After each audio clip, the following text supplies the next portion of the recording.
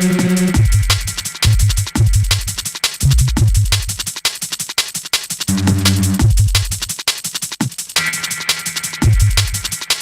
I'm going to take it right back to where you started from, really, because I know from like the late 80s that you probably, like, was that the first single or was it the first time you was getting into production? Well, I've been producing music now and doing what I've been doing for almost 3 decades. I started on the decks when I was about 10, 11, and then I was playing at all my cousins' parties when I was 14, 15, some El DeBarge and Shalimar business, you know what I mean? Like back in the soul days. Disco. Yeah, do you know what I mean? Like, it was the kind of like, you know, we were the new guys playing, it was the new era of soul music, you know. Tashawn, Melissa Morgan, Keith Sweat, and you know, and that was part of the old school as well, you know, listening to Lonnie Liston Smith, and the original jazz days. So we all used to go out dancing and listening, you know, to all the new artists that was coming through, you know. It's funny, I remember Joy Sims the other day, you know what I mean? Come to my life. You know what I mean? Big tune. But we were in transition of electronic dance music, you know, Depeche Mode, Orchestral Manoeuvres in the Dark, you know, Gary Newman, just, you know, Duran Duran, that whole thing was coming through, and then you kind of had the urban take on it, that, you know, that was coming through as well, which was the new form of dance music, Mel and Kim, do you know what I mean? Yeah, sure, and that whole Stockaking and Walkman Roadblock, and do you know what I mean? And then you had LL Cool J, I'm Bad, and then, what? And all them tunes. And then I was very fortunate, my mate died a little while ago, and his name was Phil Hills, and I was a trier blood from day one. I was destined to do what I wanted to do with music and play music, and it was an all-black club in Ipswich, and it was all the Americans, GIs used to go there, right. But it was really it was like white and black people, but they were all amalgamated, and you didn't really get that fusion back in them days. It's only 88, 89 that everybody, the Summer of Love, and you know, the whole you know, the whole culture thing was squashed into one. Everyone was cosmopolitan. Do you know what I mean? And so that for me, fundamentally, I played there Fridays and Saturdays, and I used to start from 9 o'clock and finish at 2. Man was playing 2, 3 slow songs, so some switchy business was going on, and then I was going into a little bit of early house. You know, Tyree Cooper, Acid, and all that, and then hip hop as well. You know, Smith and Mighty, you know, big tunes. You know what I mean? Soul to Soul, Blue Zone, Lisa Stansfield, Love Was a Big Thing. That was a big tune.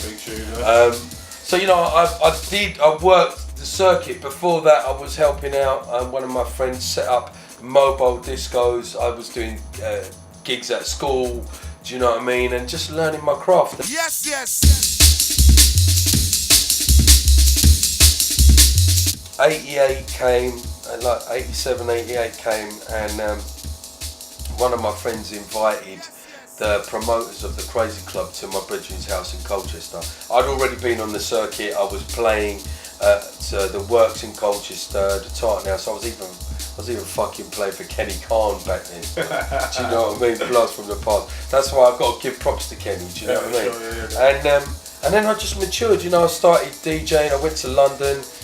I played at the Astoria. I got my first residency at the Astoria and Limelights, and I was working at City Sounds. And from there on, I just didn't look back. It just started to roll. And I was blessed, you know what I mean? I came right through the ranks.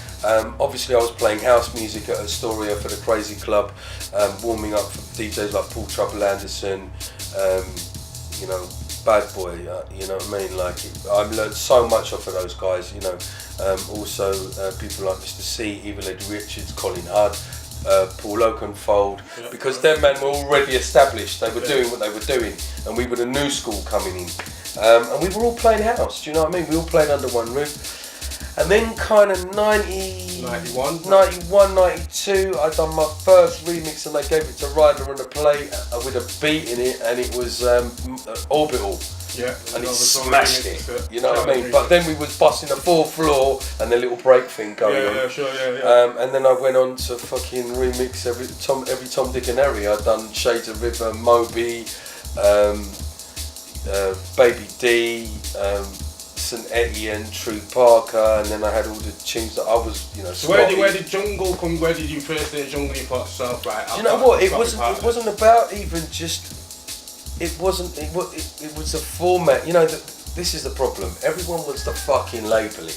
You know what I mean? So what, you know, to me, I would call my interpretation of jungle, is ghetto-based music. Mm-hmm. Do you know what I mean? I believe you know, every so often they want to class it as something. A good tune's a good tune. Do you know what I mean? But the name jungle, it was labelled in '94. We had a lot of bad press. There was a lot of fucking shit going on in the dances, which again happened in the garage scene. And I blame the people that label it. You see what I'm saying? Because they stigmatise it, and then it's fucked for everybody. Yeah, so to me, it's just a natural progression. If you look at house and you look at where we are now, you know, it's actually come back full circle because the dubstep boys have taken it back to where it originally started. So, you know, it's how each individual interprets it. Do you know what I mean? I'm not too keen on fucking sticking names on it. Do you know what I mean? Because it is what it is. It is what it is. Do you know what I mean? Whether it's 150 BPM or 175 BPM, if it's kicking and people are dancing to it, then why label it? Yeah, music is music. You know, there was a time when we played it in Astoria and I could play, you know, she wakes up crazy in the morning just to do her hair. Do you know what I mean? To play that, and then I'd play The Sun Rising. Do you know what I mean? By Beloved. Now, or Strings Alive. So to me that was jungle, bro. Do you know what I mean? It was rhythms, it was fusion. Yeah. So if anything, the more you label something, the more you fuck it up. And actually that proves that history is actually done that. It's fucked it. Do you see what I'm saying? So I think, you know, if you want to class it as jungle, you know, I would class what I was doing when I had a 4/4 beat with it as jungle. Do you know what I mean? You might as well call it ghetto for all. Yeah, I would say it's ghetto music. Do you know what I mean? Yeah. But it's influenced from that time and that era. Do you know what I mean? The software that came about then as well, you know. Well, we originally started on an Atari ST1040. God bless Mr. Atari. And then we had Cubase to sequence, and then obviously we had the samplers, the S950, which we started off with. And now everybody's going back analog because I think everybody can make music quite cheaply, but I think it's like anything. If you're a bricklayer and you want to make a brick wall, then you've got to go and get your tins. You've got to go and get some cement and some sand and some water and mix it up and then make a wall. Do you know what I mean? The foundation, right? Exactly. So how can you not have a foundation? Do you know what I mean? And I think... And expect it to stand. Exactly. You know, like what we've done has stood the test of time. You know, 15, 20 years, so you can't argue with that. Well, them tunes when we played this before, they were bangers, and that took me right back to like between 95 and 98. But it sounds current and it sounds up to date and it sounds fresh. So what I'm saying to you is, for me, it's very important that we stick to what we love, and progress from that, because it's natural evolution. It's revolutionary. It keeps changing. Do you know what I mean? And you have to be a type of a chameleon. Do you know what I mean? To keep up with things, but as long as you do it from the heart, you're blessed. Do you feel like sometimes if you spend a bit of time, you're looking from a different perspective, say, spend time out the game, look back into it and think to yourself, it's changed that much, I don't really want to be part of that, I'm just going to do what I do best, and when it comes back round again, then I'm ready? Or? Not really, I've never been one to look in the next man's... Just on the scene? I do what I do, and I want to be me. You know, I'm inspired by my artist and I'm inspired by certain sounds, do you know what I mean? No, not really, I just, you know, everybody's on the, you know, when everybody was changing from fucking Cubase and going to Logic, I stuck with Cubase. Do you know what I mean? When everybody was saying, boy, me, I play CD, and I was like, no, I'm going to cut my plate. Do you know what I mean? So, like, you know, you lot can run off and go and do what you want to do, but that's your prerogative, that's your choice. My choice is to play records, and my choice is to cut plates, and my choice is to, I want those kids to be inspired and other people to be inspired to buy music. You know, I'm still working for that market one day a week. And you know, and it's important to me. It's part of my life, my soul. It's part of my lifeline. There's nothing better though from like coming from someone that's going to a club saying when you see the DJ walking with a big bag of records. Yeah.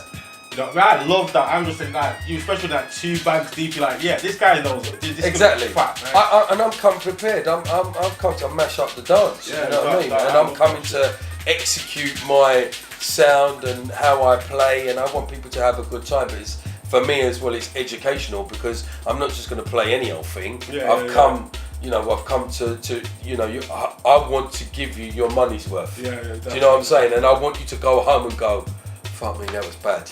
Do you know what I mean? And be buzzing on a natural. We've bent the music already, so you don't really need to bend it. You know what I mean? You could have a little drink and have a little listen. And it's funny, when I come off the decks last night, I was in Southampton, a lady came up to me, she went, "It's wicked, thank you very much." Do you know what I mean? Next man come up to me, boy, that was unbelievable, right? So it makes you appreciate what you do.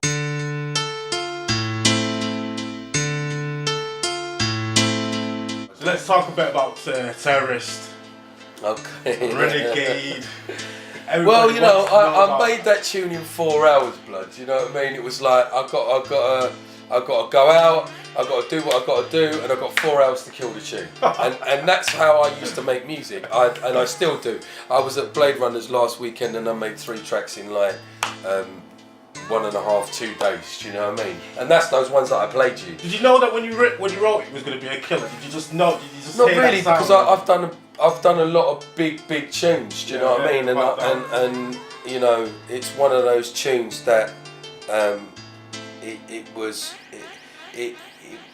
it steered the future and inspired a lot more. Whole generation, whole generation, and it still is, because you play that tune in the dance and everybody knows it. Straight away. You only have to drop the first note and that's it. Yeah, and I got inspired, you know, from my peers, you know, Juan Atkins, Derek May, Kevin Saunderson. You know, I wanted to make tunes that people will go, you know what, that's a tune, I'm going to pick that tune up in 50 years time.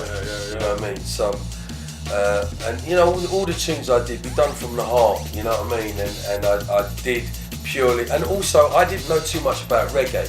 So I kind of called reggae and dub at a really late stage in my life. But that was an interpretation of dub. Right, so if you remember, everybody was sampling reggae tunes at that point, and it was mad. Everybody was just taking a little loop, and the drums were going everywhere. And I thought, you know what? Let me just show you how to make 2/2 tune, and it busted it. You know what I mean? Wow. And it's exactly what it says on the tin. If you want to label that as original D&B.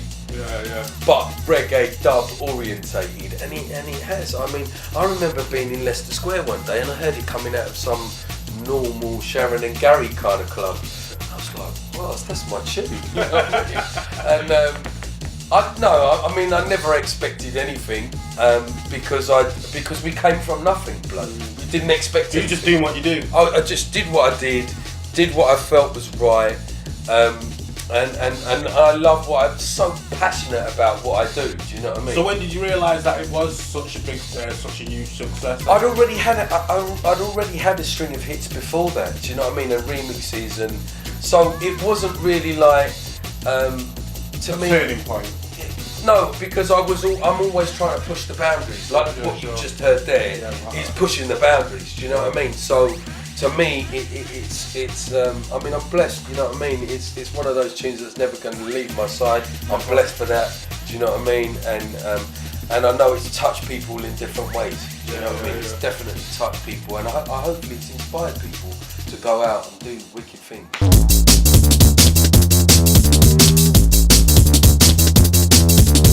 So let's move on a few years and we talk a bit about Chopper. Well, that again came.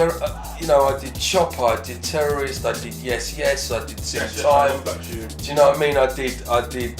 Then before that, I did Scotty. I'd done Ricky. I'd already done loads. So I'd done like 50 or 80 tunes at the same time, and you really can't keep track of which one's gonna bust because they were all busting. Do you know what I mean? But you know, Chopper. You know, Lemon D engineered that for me, God bless him, along with at the same time the Dark Soldier. I mean, you talk about the Dark Soldier, another original classic, and we're still going, blood. You know, it was another. I mean, really, if you're looking at a time code on it, then you man can put a time code on it. But for me, it was just. A lot of people say it was a classic era. They say it was a classic era of drum and bass or jungle. Yeah, I was very fortunate, bro. I was a pioneer and one of the innovators of that whole scene. Yeah. Do you know what I mean? And you know, it's taken me all around the world. I've met some incredible people. Do you know what I mean? I'm blessed. I've eaten some fucking wicked food around the world. Do you know what I mean? Like blinding, and met some really mad people and seen some fucking mad shit. And I'm just like, you know, I'm 42 years old. I still love what I do. I'm sitting here in my pajamas, Ross Clark, and my Crocs and things. So no gold, people. Do you know what I mean? It's a home from home kind of thing. And I'm blessed. You know what I mean? I think then there were so many aspects that we were fighting the system. You still as well, like with the equipment side of things, it was still you very much finding what certain equipment was all about, you know, pushing the boundaries of them equipment. So yeah, I mean, time stretching was one of the big things that we did on the Echoes, you know, and you know, I always looked at less is more. Do you know what I mean? All these young kids that have got laptops and like, I've got like 9,000 plugins, you know, and I'm like, how many times does your computer crash? Do you see what I'm saying? You don't, you know what I mean? And I'm not an engineer, I'm a producer. Do you know what I mean? So I found engineering very tedious because I felt that it held me back. Do you know what I mean? So if I tell a man, put that in there, do that, let me play this, and I'm vibing. Do you know what I mean? So I'm actually in a creative bubble, and I felt that as an artist. I was pushing myself and I wanted to do that, and also, you know, Gavin Nookie's been an engineer for me for like, fucking hell now, it's like 18 years, man, do you know what I mean? So, you know, so he engineered for me, you know, Aston engineered for me back in the day, and also I think Cole Tough Enough Brown did some stuff in the early days, and then, you know, Lemon D, and then obviously now Blade Runner. And do you know what? It's been a journey. Do you know what I mean? And I've enjoyed, you know. And then obviously we went from, you know, onto a Mac. You know what I mean? Everybody was getting like G2s and 3s and G1s, and you know what I mean? I've got a G4. I mean, my operating system's like 6 years old, but I'm not going to upgrade it because it ain't broken, and it does what it says on the tin. So, do you know what I mean? And I've kind of embraced the technology, as in using audio and then sending it back out to analog. Do you know what I mean? That's my balance. And you can hear that. You can hear it. Yeah. I mean, if you go and hear some certain other tunes, blood, they've got no bass in it, you know what I mean? And I can't play no bass tunes, do you know what I mean? So you heard it here. Exactly, you know what I mean? So, and you know, that the production and the music and, you know, the DJing skills as well. I was already a DJ before I was a producer. Right. You know, I think the other way round is now the producers that are DJs, they don't look up to what's going on the floor, or, you know, what's in their box, or, you know, how to DJ. DJing is an art form. Making music is another art form. It's not the same art form, it's totally different. Do you know what I mean? It's like a martial art, you know what I mean? You can do one style, but then you need to bust another style. And for me, that's very important. You know what I mean? And I think with the DJs as well, I'm glad it's gone back. Well, it's going back to the I'm a DJ myself, and I only use vinyl. It's on the truth. I've tried to use Serato, and that's kind of cool, but I still love my vinyl. I don't understand the CD era, but it seems like this sort of CD era is like slowly drifting out. I think it is because, you know, they don't know how to master their tunes loud.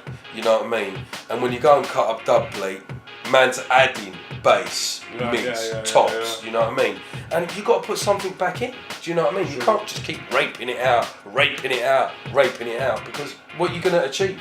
You're not achieving anything. You're not giving the youths them something to look forward to. You're not doing anything at all. Do you know what I mean? You're just basically going round in circles. Do you know what I mean? And you have, you know, you feed the dub plate man. The dub plate man feeds the guy that buys the lacquers. The guy that buys the lacquers. You know what I mean? And it's just and it's constant. You know what I mean? It's moving around. Yeah. I get paid. I put my money back into what I do. Do you know what I mean? Yeah, definitely. And I'm proud of what I do. Do you know what I mean? I saw Fierce as I come off the decks.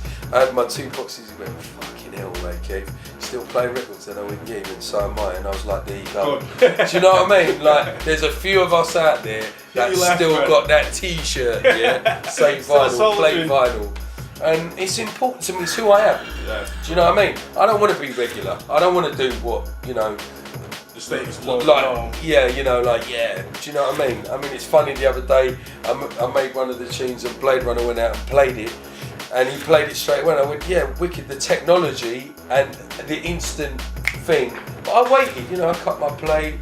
And when I played it out over the weekend, it was wicked.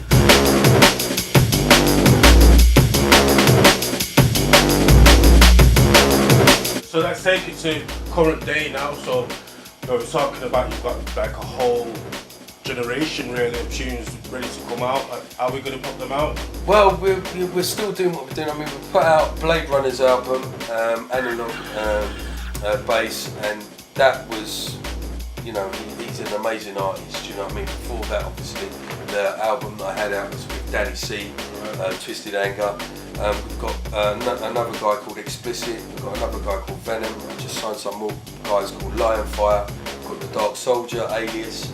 I've got 2 albums I'm doing, one's called Original Blueprint, which I was telling you about. We found 18 tracks that we didn't put out 10 years ago that we are going to put out now, which is amazing.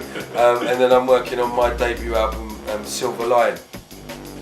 And yeah, you know, it's just a natural progression. Do you know what I mean? I think. Was it good just to take you back there a minute? When you found them 18 tracks, was it good to hear that? Was it refreshing to hear that? No, most definitely, because sometimes, like I said, we were going against the system so much that you forget what you do. Because you're so. You know, I was obsessed with, you know, pushing it, and sometimes retro, you know what I mean? Complete retro. You go back and you go, wow. That's what it's all about. That's what it's all about. Because sometimes when I go to some of the dances, I can't find the inspiration. It's just throwaway music, do you know what I mean? And I don't want to play throwaway music. I refuse to play throwaway music. I want people to go out and have some identification with what we're doing. Do you know what I mean? And I think actually, you know, the original DJs, what they're doing now, you know, they're kind of doing what they do, doing what they love, and you can hear it. Do you know what I'm saying? Like, people are kind of going back to what made them, not watching the other man thinking, yeah, that's selling, okay, that's here today, but that's it, that's here today and actually gone by today, because it ain't even here tomorrow. Do you know what I mean? Well, we've been here from today and going into tomorrow. Do you know what I mean? It's good that it's like, I want to be going to a club now and I hear rhythms and I'm just like, I want that on vinyl. I need that in my collection. That's what I want to be back to again.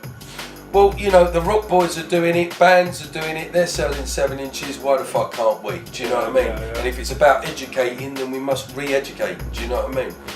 We need to keep it alive, we need to keep people going to the shops, we need to keep that whole thing alive, because really and truly, the whole downloading internet thing is a fucking mess. Do you know what I mean? It doesn't mean anything, it's too easy to get, and it doesn't feel special. Do you know what I mean? Yeah, without a doubt, as I was saying before, it's always, I've been a vinyl lover myself, it was always nice to get an album or that 12 and look at the back and you see the credits and who they're associated with, and sometimes you'd have like it's featuring certain person, so you go and look for that person. Then I'm going to show you something. My brethren bought this with my best mate, because I did, half the records I ain't even got, right? But he bought it from my birthday present. This is an original piece of vinyl from 1992, News at 10, 1 of 500. Right, now I did that 20 years ago. I used to have that red band cover. You remember, but that's the original of the 500, and my mate Bainey signed it and done it. Do you know what I mean? So my mate found it because it plays on the other side. Yeah. And that's what it's about. I mean, this is worth like 150, 200 quid. Bridget, I'm not even 2-pack. No, I did. Do you know what I mean? So you look at it and you think to yourself, oh my God. Do you know what I mean? And that's what I wanted to do. I wanted to. That's what it's all about. But that's what I'm saying. And 20 years later, I've got one myself, which I've, my brother bought it for me. Dino, bless you, Dino. God bless you. There you go. And I looked at it and I thought, we were doing these things because I kind of knew that at some point it would be worth something. It wasn't about the money, it was about the nostalgia. Yeah. Do you know what legacy. I mean? Yeah, and it is a legacy. Do you know what I mean? Because people will go out and they'll find that tune. If they can find it. If they can find it, and there's 1 of 500. And I'm glad I did that, do you know what I mean? Yeah. And all the stuff that we've done limited edition promos, we've done coloured vinyl, we've done, the compilation album, Vintage Dread 2000. Unbelievable. We put all our hits on one album, do you know what I mean? And it inspires you, do you know what I mean? I still feel that the raw music, of what we do is still not being commercialised. Right. Because if you understand the commerciality of music, it's like, well, it has to be a certain format. Fuck that format. Yeah. I do what I do. Do you know what I mean? Like I wanna play to the underground. I want it to be big on the underground, and if it goes the other way, then that's cool. That's cool. Yeah. But I don't want to go. I'm gonna go and make a tune to fit in with them because that's the format of radio, or that's the format of thing. Because I think it waters it down. Do you know what I mean? And if you look at what's happening at the moment, bro, some of the music is fucking terrible. Rubbish. Bad. Do you know what I mean? And I just look at it and I go, how the fuck are they getting away with that? How are they getting away with that? Do you think it's more because of the people that go into the clubs and they associate this with, drum and bass or jungle, and think to themselves, this is actually drum and bass? So the fire. I think it's all good. Even if it's commercial, they get an introduction to what's happening, but they've got to look, you know what I mean? They've got to look beyond that, you know what I mean? They've got to look through that, do you know what I mean? I think there's some great artists coming through that are on the mainstream. We're not knocking them, thank you very much, because it opens up the doors. But what I'm saying is look that little bit further, do you know what I mean? But hey, we're blessed, bro. We're doing what we're doing, do you know what I mean? The doors are opening up. I think really and truly now, if we'd done what the Americans had done 20 years ago, it'd be massive, it'd be bigger. But the good thing about drum and bass is it stood the test of time. True. Do you know what I mean? It's on a genre, in a genre, by itself, and it's a mother of genres. It's given birth to a lot of things like we were talking about, dubstep, two-step, grime, the whole thing. So it's an incredible gift to be passed on. Do you know what I mean? Because if we didn't do what we did, then they wouldn't do what they do. Exactly. So I think that whole thing, and now we've learned to work with artists, and instead of sampling and like working with singers, I think there'll be more of a connection with people coming to the real source and going, I want to make a tune with this guy because that I want the real thing. I don't want the watered down. Don't want no imitation. Do you know what I mean? And I think a lot of people try and imitate stuff. I mean, Bridget, 10 years ago you didn't even hear a drum and bass beat on the TV. True. And now you can hear it all the time. Everywhere. The whole thing. So we're blessed and we're pushing forward. I think the past is the past. We give thanks for the past, but it's all about the future. So let's talk about the future. What can we see from Ray Keith? Well, we're gonna see a next album from Blade Runner. He's got his second album that he's doing. You're gonna see Explicit's album Cyborg coming out on Penny Black. You're going to see bare remixes from me, and I've already been doing remixes as well. A new album, debut album. You're going to see us up and down the country doing our nights Babylon with all our artists and our DJs. Not that I'm jumping on the dubstep thing, but I like dub. Yeah. So we're going to release some stuff called Dread Dubs, which is one of those tunes that we found 10 years ago, which is that 140, 150 BPM, and pick out some tunes. At some point I want to do a dub album, complete dub, do you know what I mean? I just did the Luke Masters album, which is downloadable, which is wicked. People get all our breaks and beats. I'm also doing a limited edition loop album called Studio Dread Breaks, and that's going to be 60 breaks looped for 30 seconds. And basically it's cut at 45, but all the grind boys can switch it on at 33. And the hip hop boys, so you run in at half time. Yeah, right. So, and no one's done anything like that for a little while. So I want to put some stuff back, you know what I mean, as we learn and bring the motivation back. Yeah, do you know what I mean? And get the kids out there, and you know, it's exciting for me because I go and sample myself. Do you know what I mean? Like I used to hunt around for them albums, and you know what I mean, all the breakbeat albums, and oh my god, do you know what I mean? Yeah, do you know what I mean? So that's a good positive thing. Yeah, and just do what we do what we love. Play music, make music. I've got a couple of big projects that I'm working on. I've just done this thing, a rework of I, Don't Get Me Wrong. I did that 10 years ago, but I'm doing it again with a chick called Shay Soul, and that is coming out as a limited edition. I'll play that when we switch the cameras off. That's too much for a preview. A little exclusive. These boys have had bare exclusives already. Right. I'm sorry. Swelling that large, tell you. So, yeah, I mean, you know, we ain't going anywhere, bro. We ain't going anywhere. We're here to stay. Do you know what I mean? So, you know, I'd like to do some collaborations as well in the forthcoming 18 months. You know what I mean? I think Mallow from DMZ. We talked about doing something with my good friend, and yeah, I've done some stuff with Warrior Queen. I'm going to do some more stuff with her. I'm doing some stuff for Urban Dub and Navi, Navigator. So yeah, everything's bubbling, man. Well, definitely going to keep wishing you all the best, sir. And the girls get wanted. And the girls get wanted.